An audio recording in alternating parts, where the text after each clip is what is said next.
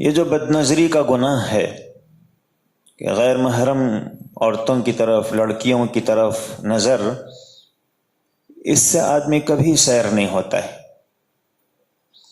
استسقاء کا جو مریض ہے اس کو کتنا ہی پانی پلایا جائے اس کی پیاس ہی نہیں بجھتی، بس جتنا پانی پلانا ہو پلاؤ، پیاس بجھنے کا سوال ہی نہیں ہے۔ تو ایسے ہی یہ جو بد نظری کا مرض ہے، ایک عورت کو دیکھیں گے، دوسری کو، تیسری کو، سکون ہو جائے گا۔ جتنا دیکھتے جائیں گے مرض اتنا ہی بڑھتا جائے گا، اس سے کبھی انسان کو سیری نہیں ہوتی ہے۔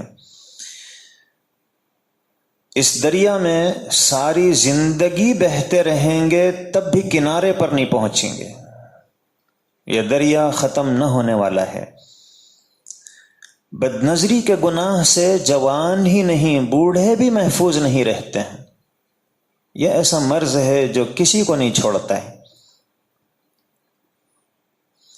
جوانی سے زیادہ وقت پیری جوش ہوتا ہے، بھڑکتا ہے چراغ صبح جب خاموش ہوتا ہے۔